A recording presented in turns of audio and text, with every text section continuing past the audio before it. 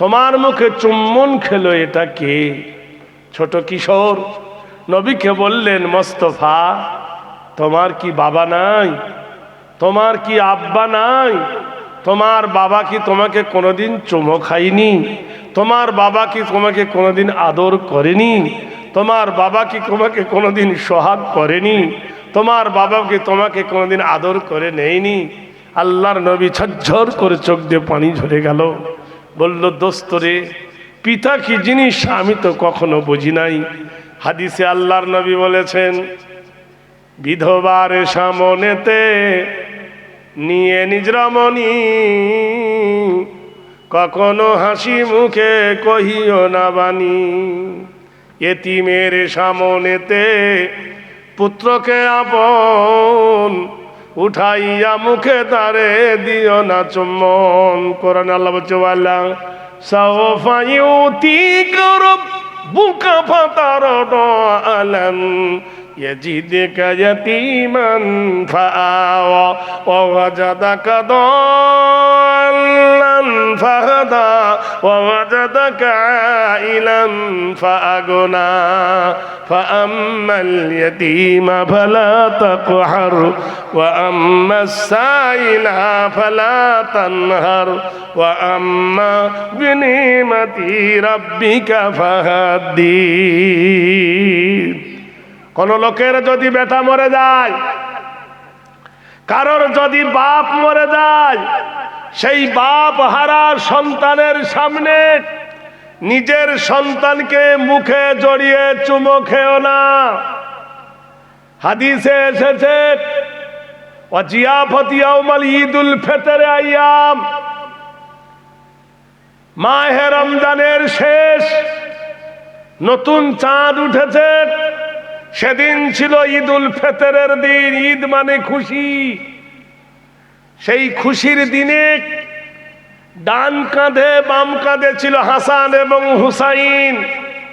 আল্লাহর নবী চলেছেন ঈদগাহের ময়দান। পথের মধ্যিখানে দেখলেন বালুর ওপরে একটা ছেলে বসে বসে কাঁদতেছে। কমল কণ্ঠে হুজুর রহমতের কান্ডারি মধুমাখা মুখে বললেন, বৎস, ঈদ মোবারক। ছেলেটি চিল্লায় উঠে বলল, কিসের ঈদ মোবারক? আল্লাহর হাবিব নরম হয়ে বললেন, বাবা, ঈদ মোবারক। কি আবার ঈদ মোবারক? নবী বললেন, তুমি অত খুনসে জবাব দিচ্ছ কেন বাবা? ছেলেটা কেঁদে ফেললেন, ওরে পথিক, যে কাজে যাচ্ছ তুমি যাও, এখানে আমি একজনের জন্য ইন্তজার করতেছি। রহমতের কান্ডারি বললেন, খুলে বলো। ছেলেটি বললেন, পথিক, তুমি চিনবে না, আমার মা আজ কয়দিন হলো নতুন বিয়ে করেছে, আমার বাবা নাই। আমি নতুন আব্বার কাছে একটা জামা চেয়েছিলাম, নতুন আব্বা গো একটা জামা দাও, ঈদের নামাজ পড়বো। জামাই তো দিল না, আমাকে গলা ধাক্কা মেরে পেটে লাথি মেরে দিল, বালুতে পড়ে গেলাম। আমার মা যখন আমাকে তুলতে এলো, আমি বললাম, মা তুমি বিয়ে করলে কেন? মা বলল, বেটা ভুল হয়ে গেছে, আর সংশোধন করা যাবে না বেটারে। জামা চাইছিস বেটা, এমন একজন ব্যক্তির কাছে যা, তিনি শূন্য হাতে ফিরাবে না। পথিক, আমার মা বলে দিল, রাস্তার ধার দিয়ে এখনই এতিম নবী মুহাম্মদুর রাসূলুল্লাহ যাবে, বাপ হারা নবী যাবে। বাপের বেদনা তিনি বোঝে, মায়ের বেদনা তিনি বোঝে। বাবারে, তাই এতিমের কাছে যা। তাই পথিক, আমি এতিম নবীর জন্য ইন্তজার করেছি। এই রাস্তা দিয়ে আল্লাহর নবী আসবে, আমি আল্লাহর নবীর জন্য ইন্তজার করতেছি। তোমার সঙ্গে কথা বলতে গেলে ওই খেয়ালে নবী যদি পার হয়ে যায়, আমার মনস্কামনা পূর্ণ হবে না। ত্রিকারা আন্নান্না মাথা ফেল করা, মনের বেদনা মনেই থেকে যাবে।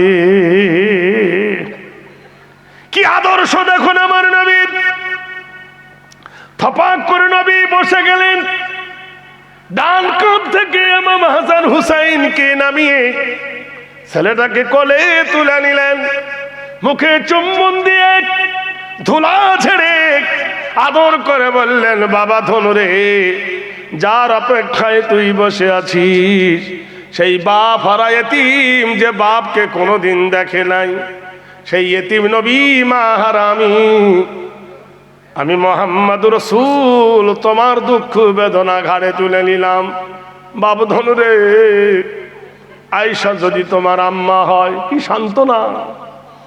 আয়েশা যদি তোমার আম্মা হয়, আর ফাতেমা যদি তোমার বুজান হয়, বোন হয়, বুবু হয়, আর আমি বিশ্ব নবী যদি তোমার আব্বা হই, তোমার কি দুঃখ যাবে না?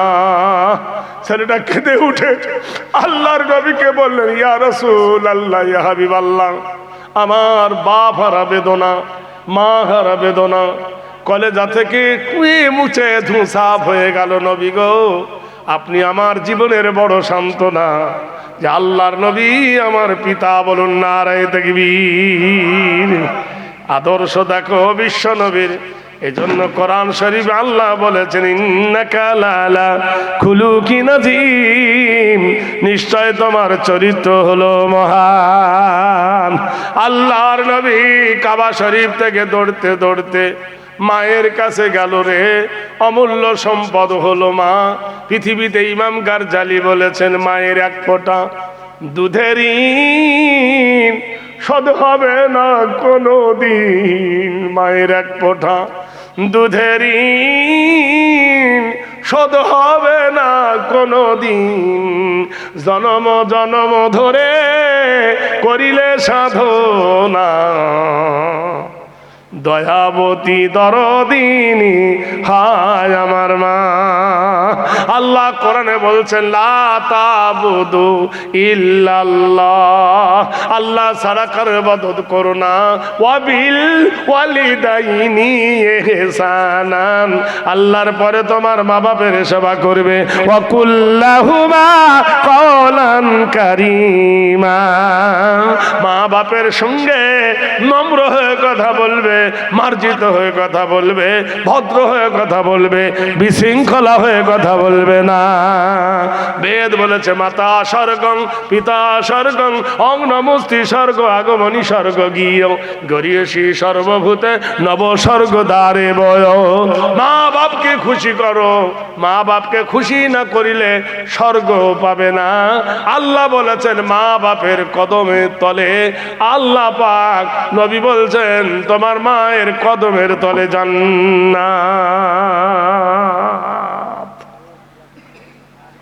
মায়ের গলা জড়িয়ে ধরে রাসূলুল্লাহ বলছেন, ওগো মা, আমি 5 বছর ছিলাম তাইফে, একবারের জন্য আব্বা আমাকে দেখতে যায়নি। আমি আজ কয়দিন এলাম, আব্বা জান আমাকে একবার কোলেও নেয়নি।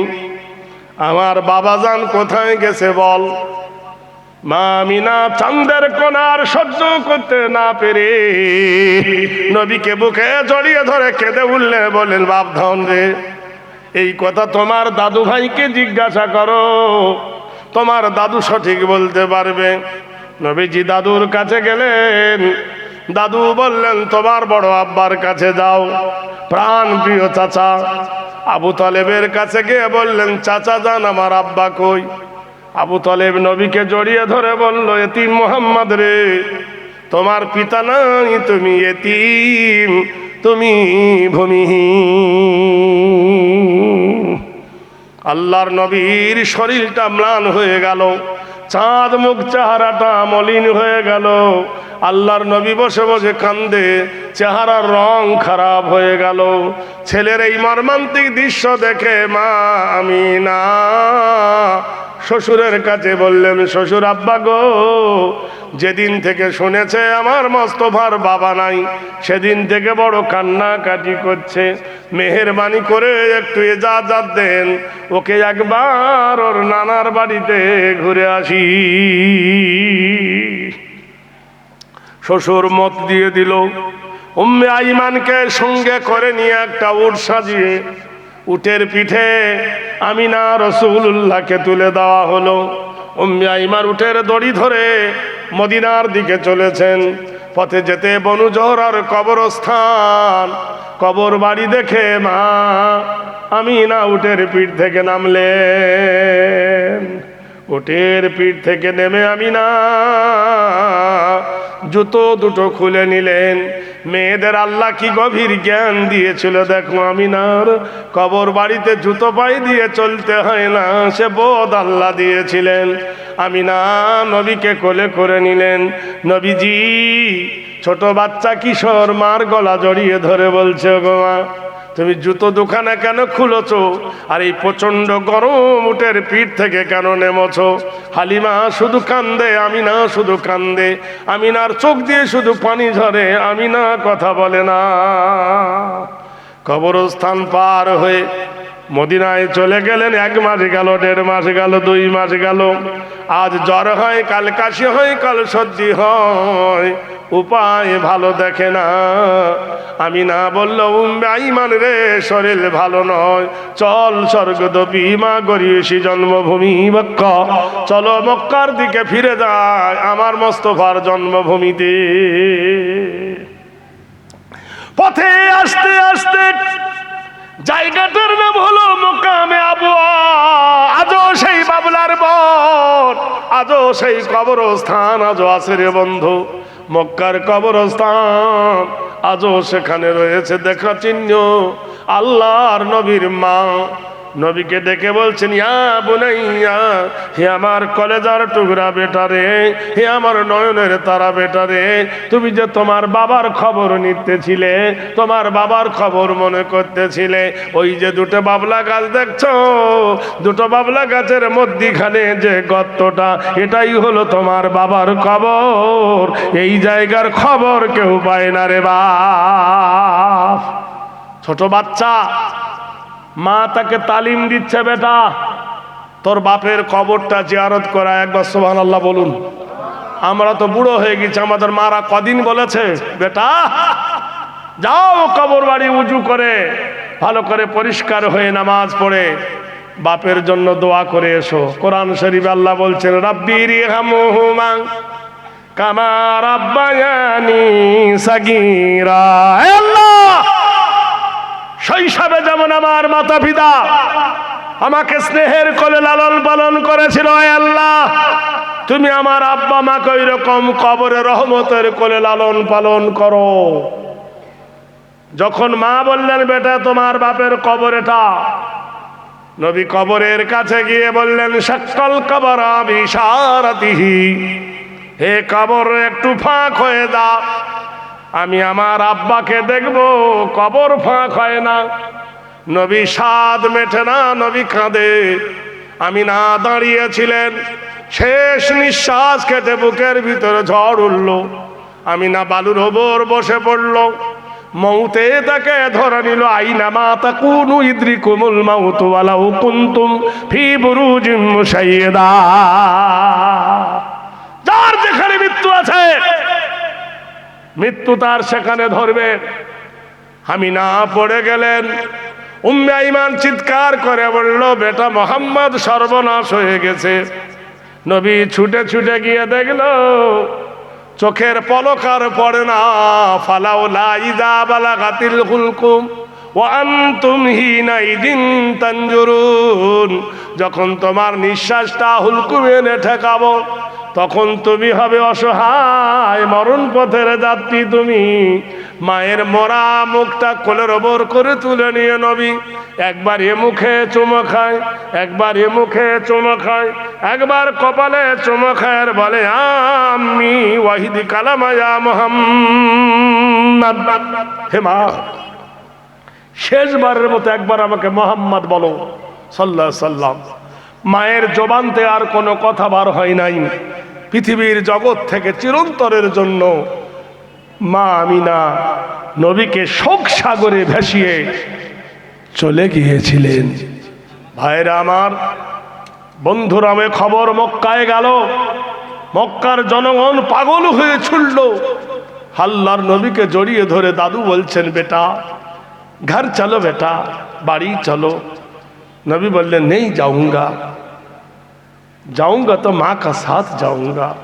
আমি যাব না, আমাকে জোর করে নিয়ে যেও না, আমি যাব, মায়ের সাথে যাব, আমার মাকে আমার সাথে দাও। কিন্তু হায়রে পরিস্থিতি পরিণতি, জনমের মতো মা আমিনাকে কবর সমাধি করে দেওয়া হলো। আল্লাহর নবী বাড়ি গেলেন, নবীর শরীর ক্ষীণ হয়ে গেল, শুকিয়ে এলো। কেতাবে এসেছে জ্বর সর্দি লেগে থাকলো। আব্দুল মুত্তালিব ব্যতিব্যস্ত হয়ে পড়লো, বাঁচাই কি করে। একজন পরামর্শ দিল, ইয়াওমান দেশের একজন কবিরাজ আছে, বড় কবিরাজ, তার কাছে গেলে বোধহয় কোনো উপকার হতে পারে। ইয়াওমান থেকে মক্কা 14 দিনের রাস্তা, যেতে 14 দিন, আসতে 14 দিন, 28 দিনের রাস্তা। উঠে এরপরে কাবার এত বড় দায়িত্ব, যারা কাবার ঘর, যারা মক্কার ঘর, যারা মসজিদের মাতোয়াল্লি, যারা মসজিদের সেক্রেটারি, যারা মসজিদের ক্যাশিয়ার, কত ঝামেলায় তারা থাকে, তারাই জানে। কাবার মাতোয়াল্লি, হাজার লোকের যেখানে সমাগম। কোরআন শরীফ আল্লাহ বলছে ফালিয়াবুদু রাব্ব হাযাল বাইত, তোমরা শুধু ওই ঘরের ইবাদত করবে আল্লাযী আত'আমাহুম মিন জু'ইন ওয়া আমানাহুম মিন খাউফ। আমি তোমাদের পিপাসার পানি দেবো, ক্ষুধার খেজুর দেবো, আর আমি তোমাদের নিরাপত্তা দেব। তাই অত বড় ভেজাল ফেলে ধুয়ে নবীকে বাঁচাবার জন্য আব্দুল মুত্তালিব করলেন কি, নবীকে নিয়ে ইয়াওমান দেশে যাত্রা করলেন। কেতাবে আছে ইয়াওমান দেশে যখন তিনি পৌঁছালেন, ইয়াওমানের লোকেরা তাকে চিনতে বললো, হায় হায় হায় হায় হায় হায়, আজকের এলে কেন? তুমি কালকের তো আসতে পারলে। বলে ডাক্তার বাড়িতে আনবা, আজ আর কাল কি আছে? বলে আমাদের কবিরাজ মহাশয় 6 মাস চিকিৎসা করে, 6 মাস দরজা বন্ধ করে। গতকাল জানুয়ারি শেষ হয়ে গেছে, আজকে ফেব্রুয়ারির প্রথম দিন, আজ কোনো চিকিৎসা করবে না। আব্দুল মুত্তালিব বললেন, ভাই এত কষ্ট করে এসেছি, 14 দিন ধরে আবার যাব, 14 দিন, এখানে 1 মাস হয়ে যাবে, ছেলেটা বোধহয় মরে যাবে, চিকিৎসা কি হবে না। একবার চলো কবিরাজকে অনুরোধ করে একবার দেখবো, ওর বাড়িটা আমাকে দেখিয়ে দাও। যখন কবিরাজের বাড়ির কাছে নিয়ে গেল, তখন বৈকাল হয়ে আসছে, সূর্য পাটে বসে গেছে, দরজার গেটে দাঁড়িয়ে গেছে। নাম ছিল আবু বহাইরিয়া। গিছি গিছি করে হাউ মাউ করে দরজা খুলে বার হয়ে অনেক লোক দাঁড়িয়ে আছে। বলল, ব্যাপার কি, তোমরা দাঁড়িয়ে কেন? ভূমিকম্প হচ্ছে নাকি? এরা বলল, কই না তো।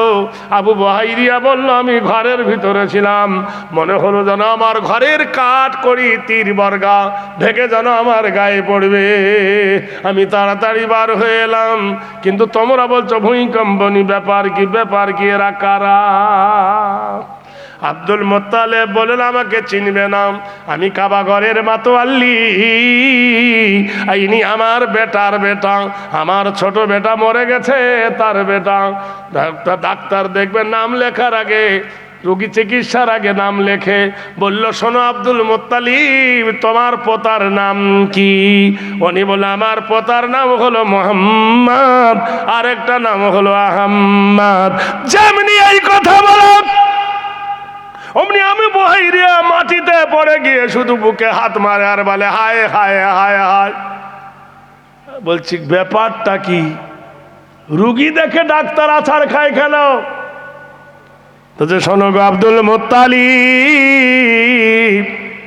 আমি তৌরাতের মধ্যে নাম পেয়েছিলাম মুহাম্মদ, আর জব্বুরের পরে একটা নাম পেয়েছিলাম আহম্মদ। আমি মুহাম্মদ নাম বলে তেল পড়ে দিই, আর আহম্মদ নাম বলে পানি পড়ে দিই। আমার তেল পড়া পানি পড়াতে বিশ্ব লোকের ব্যারাম ভালো হয়। জোরে বলো নারে তাকবীর। আর সেই মুহাম্মদকে আমার কাছে নিয়ে এসেছো, তুমি জানো না ইনি হলেন সারা বিশ্ব জগতের শিক্ষক, সারা পৃথিবীর বড় ডাক্তার। এ মুহাম্মদ রসুল কারোর কাছে নিজের হিকমতি বিদ্যা নেবে না। কিন্তু আফসোস রে আব্দুল মুত্তালিব, আমি অতদিন বাঁচব না, আমার বয়স হয়ে গেছে। আব্দুল মুত্তালিব রে, আমি অতদিন যদি বাঁচতাম, তাহলে মুহাম্মদ রসুল্লাহর কলেমা পড়ে নবীর দিন মেনে নিতাম। নারায়ে তাকবীর। কিন্তু আব্দুল মুত্তালিব রে, ছেলের দুশ্মন আছে, একে মেরে ফেলবে, সাবধান। আব্দুল মুত্তালিব নবীকে বাড়ি আনলেন। অনেক ঘটনা আনার পরে বয়স হয়ে গেছে আব্দুল মুত্তালিবের। বেটা আবু তালেবকে বলো, আবু তালেব রে, আমার আর জীবন জৈবন বেশি দিন নাই, আমার ছেলের দায়িত্বটা তুমি নাও। দুনিয়া থেকে আব্দুল মুত্তালিব চলে গেল, নবীর দায়িত্ব আবু তালেব নিয়ে নিল। নারায়ে তাকবীর। 11 বছর বয়স। সুবহানাল্লাহ বলুন। বলল, চাচা তোমার তো চরম অভাব, ছেলে মেয়ে অনেকগুলো, তো আমাকে কর্ম করতে দাও। আল কাসিবু হাবিবুল্লাহ, যে নিজের হাতে জীবিকা করে সে হলো আল্লাহর বন্ধু, দাও। খাদিজার বাড়িতে গিয়ে বলল, খাদিজা আমাকে কাজে দাও। মক্কার মেয়েদের মধ্যে শ্রেষ্ঠ ধনী খাদিজা, আর বেটা ছেলের মধ্যে হলো ওয়ালিদ বিন মুগিরা। তুই এইটুকা ছেলে কি কাজ করবি রে? স্বাভাবিক। রাসূলুল্লাহ বললেন, খাদিজা আমি মনে করেছিলাম তুমি ধনী, আর সেই সাথে মনে করেছিলাম তুমি জ্ঞানী, কি তোমার মতো মূর্খ আমি জগতে দেখি নাই। খাদিজা বলল, আমি এত বড় লোক, আমার পিঠে চাবুক মারবে আমি এরকম বুঝতে পারি নাই। বলে, কি করে বুঝলে? বলে, আমার জামা দেখে কি বুঝতে পারো না? আমার কাপড় দেখে কি বুঝতে পারো না? ছেঁড়া চটের জামা গায়ে দেওয়া অবস্থা দেখে কি বুঝতে পারো না? আমার বাবা নাই, আমার মা নাই, এই সময় কত ছেলে খেলায় মত্ত হয়, তুমি কি বুঝতে পারো না খাদিজা? বাপ নাই বলে আমি আজ এই দুর্দশা, তোমার বাড়িতে আমি কাজে এসেছি। খাদিজা আল্লাহর নবীর প্রতি মায়া হলো, কাজে নিযুক্ত করে নিল রে বন্ধু। কিছুদিন হয়ে গেল, হাদিসে আছে খাদিজার চাকররা বাড়িতে। খাদিজা জিজ্ঞেস করছে চাকরদের, ওরে তোরা ছাগল চরের না গিয়ে বাড়িতে কেন বসে? তারা চিল্লায়ে বলল, মা খাদিজা গো, যেদিন থেকে মুহাম্মাদুর রাসূলুল্লাহ রাখাল হয়েছে সেদিন থেকে আমাদের দুম্বাগুলো ছাগলগুলো হেদায়েত হয়ে গেছে। পশু আবার কোনদিন হেদায়েত হয়? খাদিজা বলছে, দেখবে চলো। রাখালরা খাদিজাকে নিয়ে গিয়ে দেখলো মরুর বালুর ওপরে প্রচন্ড গরম। আল্লাহর নবী ছাগলের দড়িগুলো বালিশ তৈরি করে পাথরের ওপরে রেখে রাসূলুল্লাহ শুয়ে গেছে পাথরের ওপরে। এক খণ্ড মেঘ এসে নবীকে ছায়া করেছে। দুম্বা ছাগলগুলো গলায় গলা মিলিয়ে নবীর চতুর্দিকে ছায়ায় শুয়ে তারা জাবর করতেছে। আর দুটো পাখি ডানা মিলে নবীর গায়ে বাতাস করতেছে।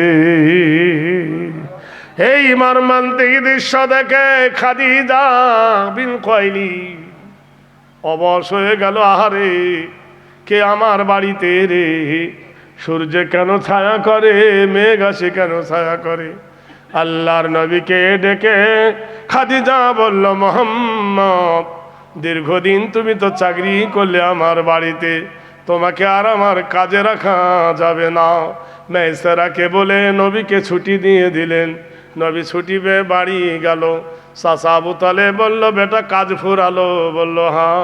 আর কাজ নাই তাই ছুটি দিল। বলে, এবার কি করবে? আল্লাহর নবী বললেন, চাচা যান, যারা অপচয়কারী তাদেরকে হেল্প করব, আমার সংগঠন করব, সংগঠনের নাম হবে হেল্পফুল ফুজুল। আল্লাহর নবীর সেই সংগঠন কি ছিল? প্রথম সংগঠনের নীতি ছিল কি? ইন্না হারামাল্লাহু আলাইহিমুর রিবা।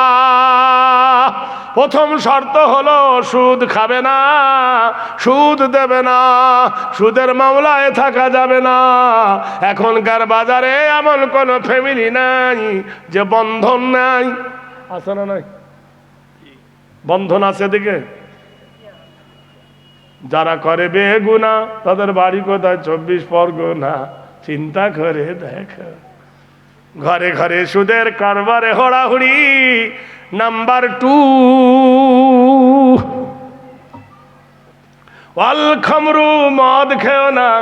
আগেকার ছেলেরা বিড়ি খেত, এখনকার ছেলেরা মদ খায়, খৈনি খায়, তেরেঙ্গা খায়, গুটকা খায়, পান পরাগ খায়।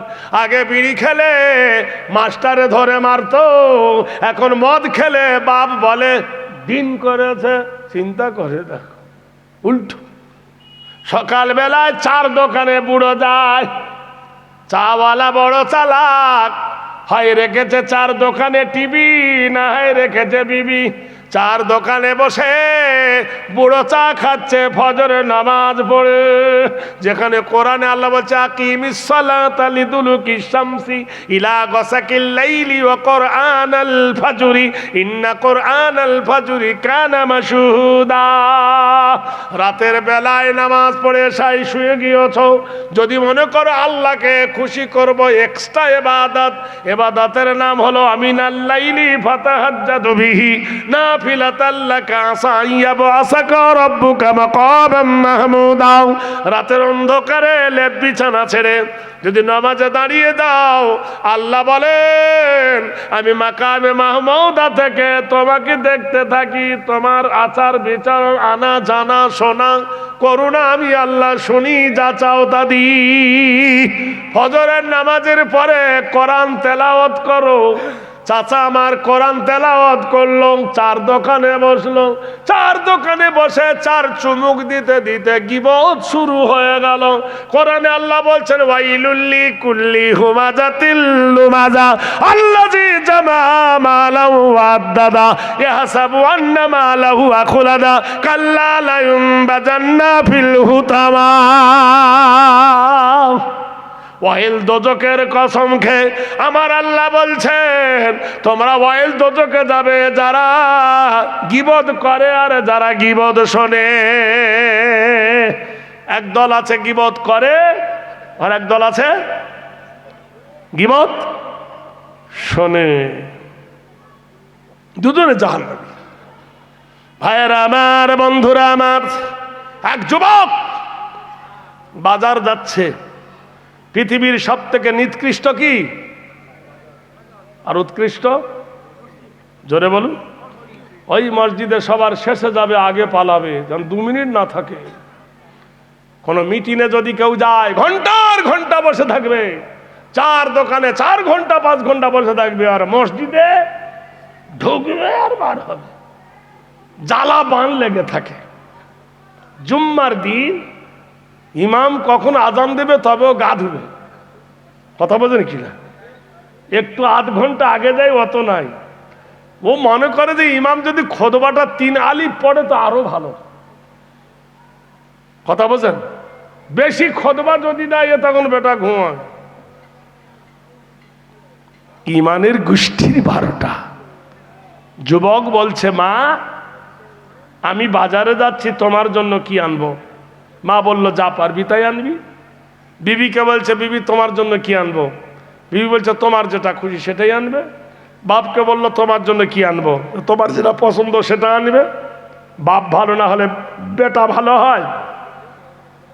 মা ভালো না হলে কোনোদিন বেটা ভালো হয়? হ্যাঁ, বগদাদের মাটি দেখ, আব্দুল কাদের জিলানী রহমাতুল্লাহ আলাইহ 3 বছর বয়স, মা ওকে পাঠিয়েছেন মাদ্রাসায়। ওস্তাদ বলছে আলিফ লাম মিম, প্রধান বলছে যালিকাল কিতাবুল লা রাইবা ফিহি হুদাল লিল মুত্তাকিন। ওস্তাদ লাফিয়ে উঠল, ওরে বাবা রে, ভূত ভূত ভূত, জিন ধরেছে, কে জিন ধরেছে। আমি পড়তেছি আলিফ লাম মিম, ও আরো বেশি বলছে। ছুটে গিয়ে হেড অফিসে হাজির হয়েছে। হেড অফিসের মৌলানা বলছে কি বাবার হাঁপাচ্ছ কেন? বললো আমি ওকে এক পাতা বলি, ও আরেক পাতার খবর দেয়, ওকে জিনে ধরেছে। তো ওই টোকা ছেলে এত সুন্দর করে কোরআন পড়তে পারে? ওস্তাদ চলে এসে দেখলো চোখ বন্ধ করে দোল খাচ্ছে, আর বুলেটের মতো মুখ দিয়ে বার হয়ে যাচ্ছে আলিফ লাম মিম যালিকাল কিতাবুল লা রাইবা ফিহি হুদাল লিল মুত্তাকিন আল্লাযীনা ইউমিনুনা বিল গায়বি ওয়া ইউকিমুনাস সালাতা মিম্মা রাযাকনাহুম ইউনফিকুন ওয়াল্লাযীনা ইউমিনুনা বিমা পড়ছে অনর্গল। ওস্তাদরা শুনতে শুনতে 18 পারা কোরআন শুনিয়ে দিলেন। ওস্তাদ ছেলেটাকে চুমো খায়, বুকে জড়িয়ে ধরে বলল, সোনার লাল রে, তোর ওস্তাদকে একবার বল। বলতে পারে না। ওর মায়ের কাছে গিয়ে বললেন, ফাতেমা উম্মুল খায়ের, তোমার এই ছেলেটা 18 পারা কোরআনে হাফেজ, কি করে হলে বলো? উম্মুল খায়ের ফাতেমা বলে, ওগো আমার ওস্তাদজি, ফজরের পরে আমার ছেলেটাকে কোলে করে নিয়ে আমি 5 পারা কোরআন পড়তাম, এটাই হলো আমার সকালের নাস্তা। দুপুর বেলায় রান্না করে খেয়ে ছেলেকে বুকে করে নিয়ে 5 পারা কোরআন পড়তাম। সন্ধ্যাবেলায় 5 পারা কোরআন পড়তাম। এশার নামাজের পরে 3 পারা কোরআন পড়তাম। নারে তাকবীর। আমার বুকে শুয়ে আমার কোলে বসে কখন আমার আব্দুল কাদের শুনে শুনে কোরআন মুখস্থ করেছে আমি জানি না। ইমাম গারজালি বলছে, জগতের মানুষ রে, মায়ের কোলে বসে ছোট ছেলে যদি কোরআন মুখস্থ করে তাহলে মার চরিত্র ভালো, তাই বেটা কোরআনে হাফেজ হলো। বন্ধুগণ রে, তোমার আমার বিবি যদি মোবাইল খোর হয়, ফেসবুক যদি চালায়, বেটা কি মোবাইল খোর হবে না? তোমার আমার বেটা যদি মোবাইল খোর হয়, বেটাও মোবাইল খোর হবে। মা যদি জর্দা খাকি হয়, বেটা জর্দা খাকি হবে। বাপ যদি সিগারেট খোর হয়, বেটা খৈনি খোর হবে। যে যেমন তার কুটুম তেমন। ইটের ফার্মা যখন তৈরি হয়, ইট দেখবেন কাঠের একটা ডাইস থাকে, সেই ফার্মা বেঁকা হলে ইট বেঁকা হয়। মায়ের পেট যদি বেঁকা হয়, মা যদি গীবতকারী হয়, মা যদি বেপর্দা হয়, মা যদি সুদখোরি হয়, তাহলে তোমার ছেলে মায়ের পেটে সুদখোর হবে। ছেলে বাজার চলেছে, নারে তাকবীর, জোরে নারে তাকবীর। যুবক বাজার যাচ্ছে, গোলাবাড়ির বাজার। তখন তার মোটর সাইকেল ছিল না, ঘোড়া উট এই সব। তো উনি একটা উটের ওপর চলে যাচ্ছে। আল্লাহ বলছে, ওয়াইলাল ইবিলি কাইফা খুলিকাত, আমি উটকে বড় রহস্যময় করে বানিয়েছি। উটকে মরুর জাহাজ বলা হয়। তো উটের ওপর সোয়ার হয়ে যুবক যাচ্ছে কোথায়? বাজারে। কি হলো? ঘাড়ের কোনো কুদ্দাচ্ছে কেন? কি বলছে? উটকে নিয়ে বাজারে যাচ্ছে। এমন সময় জোহরের আজান হচ্ছে। আল্লাহু আকবার, আল্লাহু আকবার। ছেলেটা তাড়াতাড়ি উটটা গাছের গোড়ায় বেঁধে নামাজে দাঁড়িয়ে গেছে। আর উটের খিদে লেগেছে। উটটা এদিক ওদিক টানাটানি করে নাকটা কেটে গেছে, উটটা খুলে গেছে। পাশে একজন আর জমিতে ভুট্টা বোনা ছিল, হিন্দিতে ভুট্টাকে মাকই বলে। ওই ভুট্টা খেতে লেগেছে। যে লোক ভুট্টা বুনেছে সে ছুটে এসে দেখলো, কার উট রে? এই বলে উটটা ধরে টেনে নিয়ে বাঁধতে যাবে, উটটা শুয়ে পড়েছে। বুড়ো মানুষের রাগ হয়ে গেল। আমাদের 24 পরগনায় যে গাছের ডাল ভাঙবে, পাথর এলাকা, এইরকম একটা পাথর তুলে উটের পিঠে মেরেছে। উটের দেহ অপেক্ষায় মাথা হলো ছোট। পাথরটা উটের মাথায় স্প্রিং করে লেগে উটটা গেল মরে। উট যখন মরে গেছে, বুড়ো কাঁদতেছে, হায় হায় হায়, কে উটের মালিক রে, তার সর্বনাশ করে দিলাম। এমন সময় ছেলেটার নামাজ হয়ে গেল। বলল, চাচা যান, আমার উটের এই দুর্দশা কেন? বলল, বাবু ধনু রে, তোর উটটাকে আমি মেরে ফেলেছি। মেরে ফেলার ইচ্ছা ছিল না, তোর উটটাকে আমার ভুট্টা খেয়েছে, একে হাঁকিয়ে নেব বলে মেরেছি। এই পাথরটা তোর উটের মাথায় লেগে মরে গেছে। অমনি যুবক বুড়োটাকে ঠেলা মেরেছে। বুড়োটা চিৎপাট হয়ে পাথরের ওপর পড়ে গিয়ে বুড়োর মাথা লেগে বুড়ো গেল মরে। ও মরে গেছে। বুড়োর চারটে বেটা ধরে এনে দে মার, আচ্ছা করে পেটন দিলাম, তবুও তাদের রাগ মেটে না। যুবককে ধরে নিয়ে অর্ধেকটা দুনিয়ার প্রেসিডেন্ট আমির আল মুমিনিন ওমরের কাছে বিচার দিলেন, ইয়া আমির আল মুমিনিন, ইনি আমার বাবাকে হত্যা করেছে। খলিফা জিজ্ঞেস করে, যুবক মার্ডার করছো নাকি? যুবক বলছে, আমির আল মুমিনিন, আমার উট মেরে ফেলেছিল, ওকে ঠেলা মেরেছি, পড়ে গিয়ে ওর মাথা ফেটেছে। সঙ্গে সঙ্গে খলিফা রায় দিয়ে দিলেন, আল কতলু বিল কাতলে, আল হুররু বিল হুররে, ওয়াল আবদি বিল আবদি, ওয়াল উনসা বিল উনসা। একে গিয়ে ওই রকম পাহাড়ের ওপর তুলে ঠেলা মেরে একে ফেলে দাও, প্রাণ শেষ করে দাও। যুবক বলে উঠলেন, আমিরুল মুমিনিন, আমি মরণে কোনো ভয় পাই না, আমাকে 7 দিন ছুটি দেন। আমির আল মুমিনিন বললে, কেন? বাড়িতে আমার বাবা আছে অন্ধ, আমার মা অসহায়, আমার 3টে ছেলে মেয়ে আছে, আমার বিবি আছে, তাদের কাছে একবার ক্ষমা চেয়ে নিয়ে আসি, কিছু ঋণ আছে, ঋণ শোধ করে আসি। খলিফা বলল, সম্ভব নয়, তোমার বাড়ি মুর্শিদাবাদে, মার্ডার করেছো 24 পরগনায়, ছাড়া হবে না। তুমি গিয়ে যদি লুকিয়ে যাও, তোমাকে খুঁজে পাওয়া যাবে না। এ বলল, আমির আল মুমিনিন, আমি শুনেছি কুল্লু মুসলিমিন ইখওয়া, প্রত্যেক মুসলমান মুসলমানের ভাই। মুসলমানেরা বলে থাকে, ও গো কে আছো গো, আমার জন্য একটু জামিন হবে, আমার মায়ের সঙ্গে কথা বলতে দেবে, আমার আব্বাকে দেখা করতে দেবে, আমার বিবিকে শেষ জন্মের মধ্যে দেখা করে আসবো, ছেলে মেয়ের কাছে বিদায় নিয়ে আসবো, কিছু ঋণ আছে, ঋণ শোধ করে আসবো। তোমরা যদি মুসলমান হও আর মুসলমানের ভাই যদি হতে চাও, আমার জন্য কে জামিন হবে গো, কে জামিন হবে? সবাই বলছে, বোকা, তোমার কথায় আছে ধোকা, তোমার কথাতে আমরা ভিজবো না। কিন্তু যুবক বারবার বলছে, হযরতে সালমান ফারসি রাদিয়াল্লাহু তাআলা আনহু ডাক দিয়ে বললেন, যুবক, তোমার জন্য আমি জামিনদার হলাম। নারায়ে তাকবীর। ওমর বলছেন, হে নবীর সাহাবী, আল্লাহর নবী তোমাকে বড় ভালোবাসেন। তুমি তো জানো আমি খলিফার পদে বসে আছি, ওই ব্যক্তি দুরন্ত মস্তিক, ও যদি না আসে তোমার মৃত্যু হবে, এটা জেনে রেখে দিও। জাম্মাদার যখন হয়েছ, জিম্মাদার হয়েছ, জামিন হয়েছ যখন তুমি। বলো, জি হ্যাঁ, ও যদি না আসে ওর জন্য আমি তৈরি আছি। যুবক প্রাণের মতো ছুটতে ছুটতে বাড়ি চলে গেল। মা বলছিল, বেটা সোনার লাল রে, তোর উঠ কই, তোর সোনার চেহারা জামা কাপড় কই, কেন মলিন বেশ, গোটাই শরীরে কেন ধুলা? মায়ের নজর ছেলের মুখের দিকে।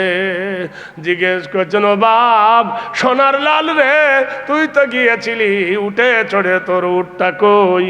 বলল, মা গো, আমি মার্ডারের আসামি হয়ে গেছি। মা বলছেন, বেটা এ কাজ করলি কেন বল?